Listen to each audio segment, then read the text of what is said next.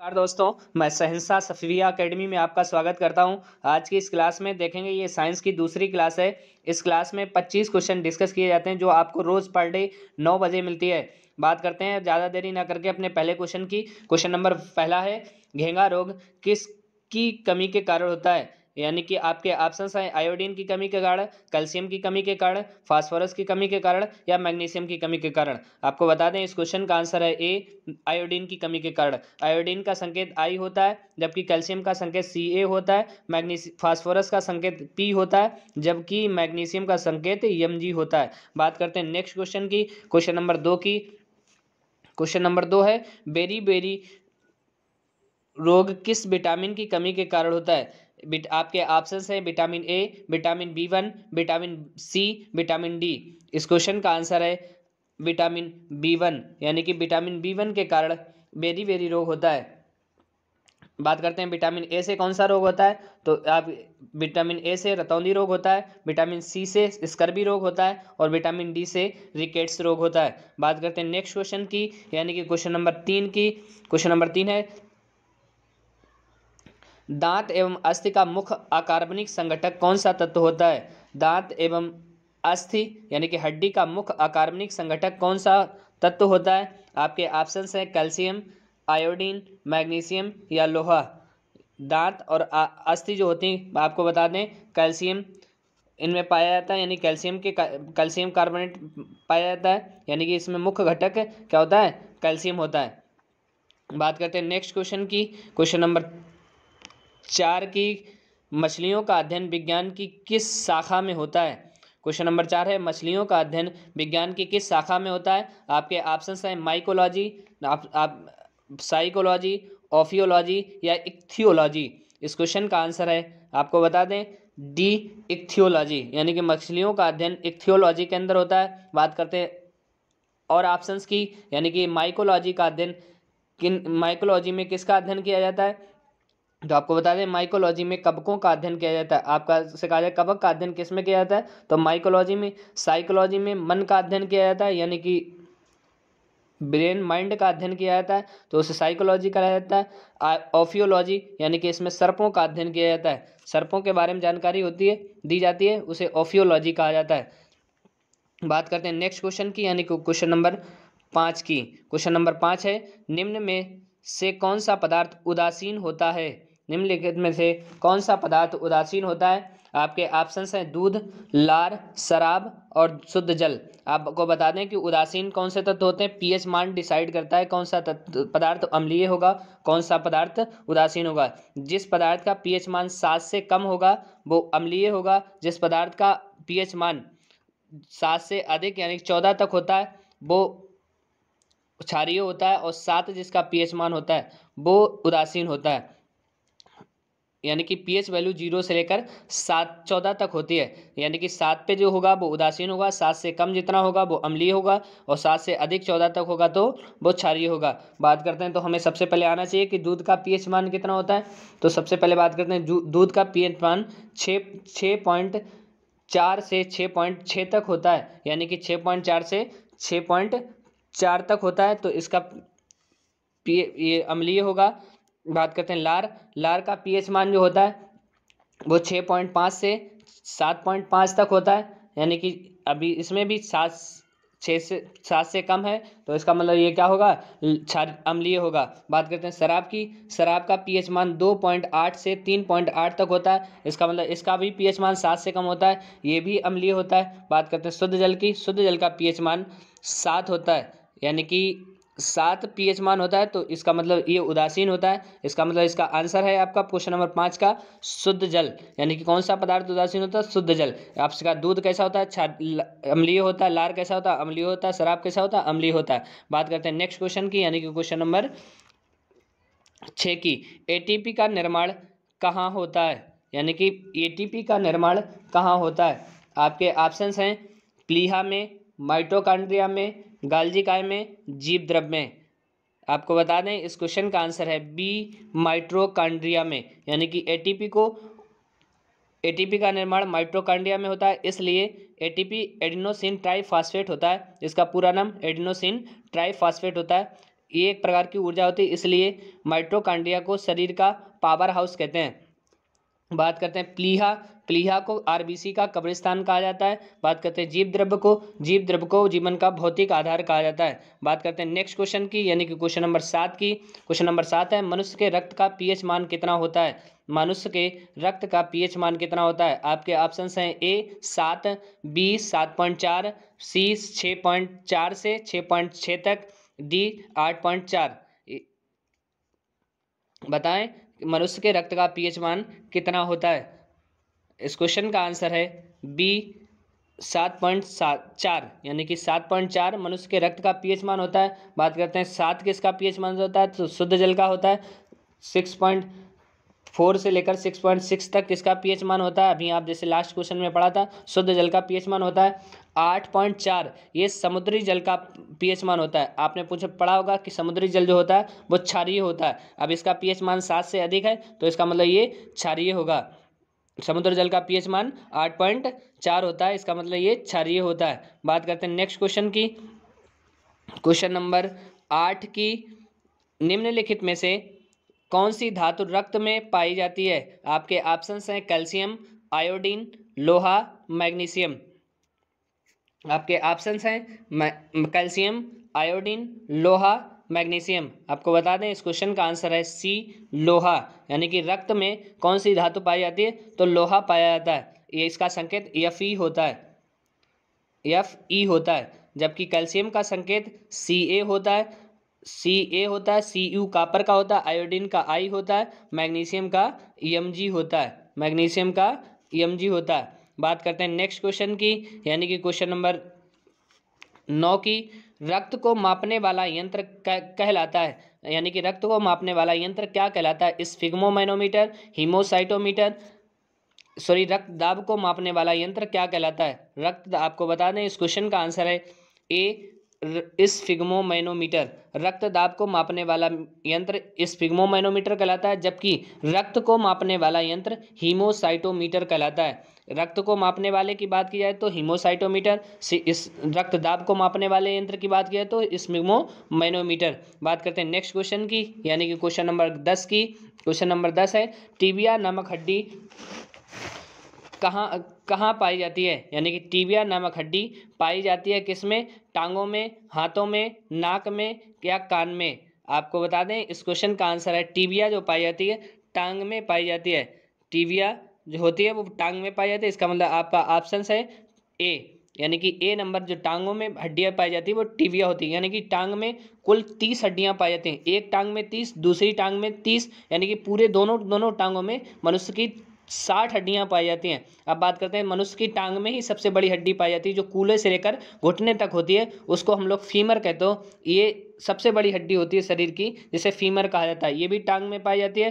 Tibia घुटने से लेकर टखने तक, यानी कि घुटने के नीचे पार्ट में 2 हड्डियां पाई जाती हैं, जिसे टिबिया और फिब्यूला कहा जाता है। इस घुटने से लेकर टखने तक जो 2 हड्डियां पाई जाती हैं उसे टिबिया और फिब्यूला कहा जाता है। इस टखने के पास में जहाँ से हमारी पंजा घूमता है उसको हम लोग टार्सल्स कहते हो, उसमें 7 हड्डियां पाई जाती हैं, उन हड्डियों को टार्सल्स कहते हैं। और उसके बाद पाम जो हमारी अंगुलियों के और टखने के बीच का पार्ट होता है उसको हम लोग क्या कहते हो? मेटाटार्सल्स कहते हो, उसमें 5 हड्डियां होती हैं। बात करते हैं अंगुलियों में, यानी कि फलेंजेस, उन अंगुलियों, पैर की अंगुलियों के नाम होते हैं फलेंजेस, उसमें 14 हड्डियां पाई जाती हैं।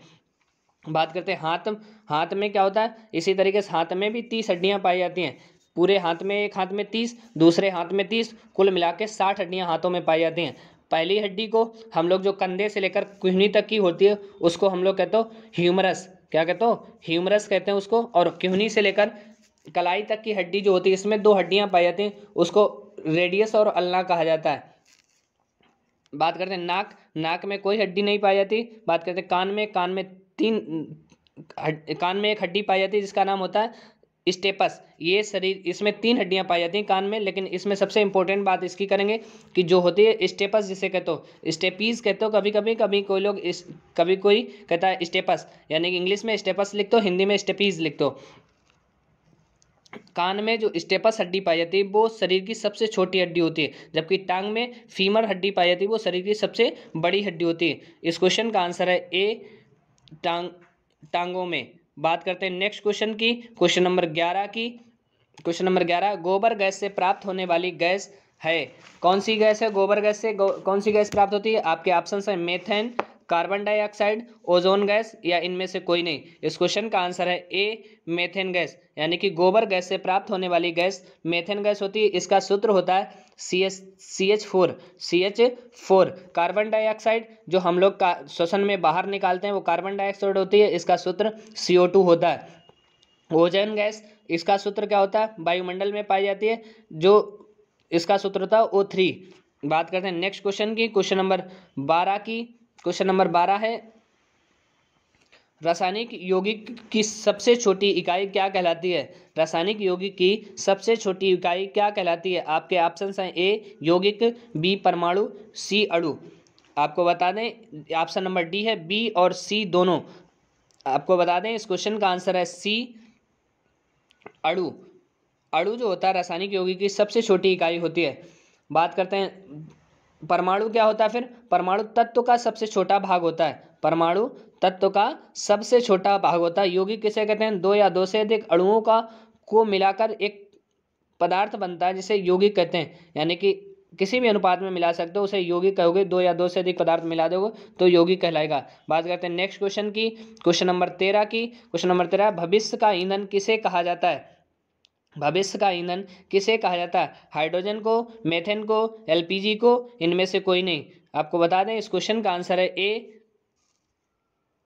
हाइड्रोजन को। हाइड्रोजन को भविष्य का ईंधन कहा जाता है। बात करते हैं मेथेन गैस। मेथेन गैस को मार्स गैस भी कहा जाता है और गंध देने वाली गैस भी कहा जाता है। LPG को घर का ईंधन कहा जाता है।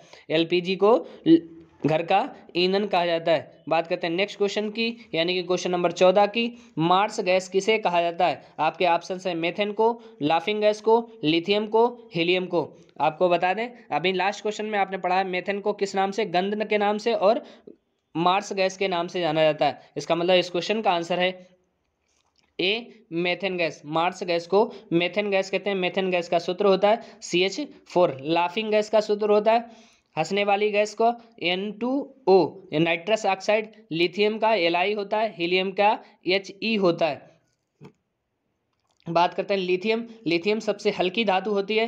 लिथियम सबसे हल्की धातु होती है, जबकि हीलियम जो होती है वो सब नोबेल गैस कहा जाता है। बात करते हैं नेक्स्ट क्वेश्चन की, क्वेश्चन नंबर 15 की। नोबेल गैस किसे कहा जाता है? जैसा कि अभी लास्ट क्वेश्चन में आपने पढ़ा है मेथेन गैस को नोबेल गैस किसे कहा जाता है? मेथेन गैस को मार्स गैस कहा जाता है। हाइड्रोजन गैस को भविष्य का ईंधन कहा जाता है। हीलियम को नोबेल गैस कहा जाता है। इसका मतलब इस क्वेश्चन का आंसर है सी हीलियम को। नोबेल गैस हीलियम को कहा जाता है। हाइड्रोजन को भविष्य का ईंधन कहा जाता है। मेथेन को मार्स गैस कहा जाता है। कार्बन मोनोऑक्साइड ये बड़ा हानिकारक गैस होती है। बात करते हैं नेक्स्ट क्वेश्चन की, यानी कि क्वेश्चन नंबर 16 की। सर्वाधिक हल्की गैस कौन सी होती है? बात करते हैं सबसे हल्की गैस कौन सी होती है? आपके ऑप्शंस हैं carbon monoxide, helium, hydrogen, lithium. इस क्वेश्चन का आंसर है हाइड्रोजन। इस क्वेश्चन का आंसर है सी हाइड्रोजन, यानी कि सबसे हल्की गैस हाइड्रोजन होती है, जबकि हीलियम जो होती है वो उसे नोबेल गैस कहा जाता है, और हाइड्रोजन को भविष्य का ईंधन भी कहा जाता है और सबसे हल्की गैस भी होती है। बात करते हैं लिथियम की। लिथियम जो होती है सबसे हल्की धातु होती है। आपसे कहा धातु सबसे हल्की लिथियम होती है, सबसे हल्की गैस हाइड्रोजन होती है। ठीक है, नेक्स्ट क्वेश्चन बात करते हैं नेक्स्ट क्वेश्चन नंबर 17 की। सबसे हल्की धातु कौन सी होती है? आपके ऑप्शंस हैं लिथियम, हीलियम, ओस्मियम या प्लेटिनम। बात करते हैं क्वेश्चन नंबर 17 की। सबसे हल्की धातु कौन सी होती है? आपके ऑप्शंस हैं लिथियम, हीलियम, ओस्मियम, प्लेटिनम। इस क्वेश्चन का आंसर है ए लिथियम, यानी कि सबसे हल्की धातु लिथियम होती है, जबकि यानी कि हीलियम की बात करते हैं। हीलियम को नोबेल गैस कहा जाता है, और ये गैस जो होती है वायुयान के टायरों में भरी जाती है, या गुब्बारे में कह सकते हो, गुब्बारे में हीलियम गैस भरी जाती है और वायुयान के टायरों में हीलियम गैस भरी जाती है। बात करते हैं ओस्मियम की। ओस्मियम सबसे भारी धातु होती है। ओस्मियम सबसे भारी धातु होती है। जबकि बात करते हैं प्लेटिनम की, प्लेटिनम सबसे कठोर धातु होती है। बात करते हैं नेक्स्ट क्वेश्चन की, यानी कि क्वेश्चन नंबर 18 की। सबसे कठोर पदार्थ कौन सी है? स्टील, हीरा, ऑस्मियम, इनमें से कोई नहीं। आपको बता दें इस क्वेश्चन का आंसर है बी, हीरा। हीरा सबसे कठोर धातु होती है। बात करते हैं स्टील की। स्टील सबसे अत्यधिक प्रत्यास्था पाई जाती है। स्टील में सबसे अधिक प्रत्यास्था पाई जाती है। बात करते हैं ओस्मियम की। ओस्मियम सबसे भारी धातु होती है। बात करते हैं नेक्स्ट क्वेश्चन की, यानी कि क्वेश्चन नंबर 19 की। क्वेश्चन नंबर 19 है, भारत परमाणु के नाभिक की खोज किसने की थी? रदरफोर्ड ने, थॉमसन ने, चैडविक ने, इनमें से किसी ने नहीं। आपको बता दें इस क्वेश्चन का आंसर है ए, रदरफोर्ड ने। बात कर रदरफोर्ड ने ही प्रोटॉन की खोज की थी, नाभिक की खोज रदरफोर्ड ने की। थॉमसन ने इलेक्ट्रॉन की खोज की थी, जबकि चैडविक ने न्यूट्रॉन की खोज की थी। बात करते हैं नेक्स्ट क्वेश्चन की, यानी कि क्वेश्चन नंबर 20 की। और ये हमारा अभी इसके बाद 5 क्वेश्चन और हैं। 25 क्वेश्चन की ये सीरीज होगी, 20 ही क्वेश्चन है। देखें इसमें क्वेश्चन नंबर 20 की, निम्नलिखित में से कौन सी राशि अदिश राशि नहीं है? यानी कि अदिश राशि कौन सी नहीं है? आपके ऑप्शंस हैं कार्य, बल, समय और चाल। बता दें आपको इनमें से अदिश राशि बल नहीं है, यानी कि आपका ऑप्शंस है बी। कार्य जो होता है वो अदिश राशि है, जबकि समय जो होता है वो अदिश राशि है, चाल जो होती है वो अदिश राशि होती है, जबकि बल जो होता है वो सदिश राशि होता है। बात करते हैं नेक्स्ट क्वेश्चन की, क्वेश्चन नंबर 21 की। तरंग दैर्घ्य का एसआई मात्रक होता है जूल, एंगस्ट्रॉम, न्यूटन या प्रकाश वर्ष। आपका उत्तर है बी, एंगस्ट्रॉम। तरंग दैर्घ्य का एसआई मात्रक एंगस्ट्रॉम होता है, जबकि जूल किसका मात्रक होता है? कार्य का मात्रक होता है। न्यूटन किसका मात्रक होता है? बल का मात्रक होता है। प्रकाश वर्ष दूरी का मात्रक होता है। दूरी का सबसे बड़ा मात्रक प्रकाश वर्ष होता है। बात करते हैं नेक्स्ट क्वेश्चन की, यानी कि क्वेश्चन नंबर 22 की। पानी का बुलबुला चमकता है किसके कारण? आपके ऑप्शंस हैं पूर्ण आंतरिक परावर्तन के कारण, अपवर्तन के कारण, परावर्तन के कारण। आपको बता दें इस क्वेश्चन का आंसर है ए, पूर्ण आंतरिक परावर्तन के कारण। पानी का बुलबुला चमकता है पूर्ण आंतरिक परावर्तन के कारण। बात करें अपवर्तन क्या होता है? जब कोई प्रकाश किरण एक माध्यम से दूसरे माध्यम में जाती है तो वह अपने मार्ग से विचलित हो जाती है, तो उस घटना को प्रकाश का अपवर्तन कहते हैं। बात करते हैं परावर्तन की। जब कोई प्रकाश किरण किसी तल से टकराती है तो उसी माध्यम में, उसी मार्ग में वापस लौट जाती है, उसी माध्यम में वापस लौट जाती है, उस घटना को प्रकाश का परावर्तन कहते हैं। बात करते हैं नेक्स्ट क्वेश्चन की, यानी कि क्वेश्चन नंबर 23 की। 1 माइक्रोन किसके बराबर होता है? आपके ऑप्शंस हैं ए 0.001 mm के, बी ऑप्शन नंबर बी है 0.001 mm के, ऑप्शन नंबर सी है 0.01 mm के, या डी है 0.1 mm के। आपको बता दें इस क्वेश्चन का आंसर है बी, 0.001 mm के। अगला क्वेश्चन है क्वेश्चन नंबर 24 की। प्रतिरोध का मात्रक क्या होता है? प्रतिरोध का मात्रक क्या होता है? कूलाम, ओम, डायोप्टर या बार। आपका उत्तर है बी, ओम।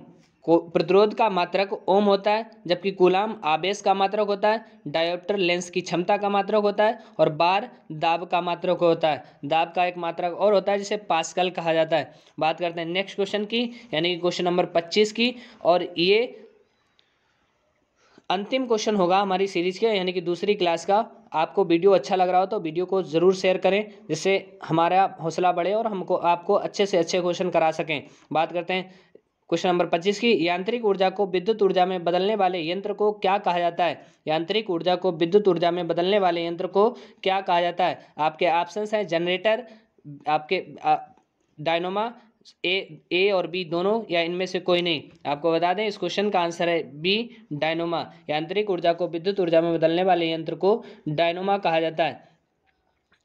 अगर आपको वीडियो अच्छा लग रहा हो तो वीडियो को लाइक करें, शेयर करें और चैनल को सब्सक्राइब करें। नमस्कार।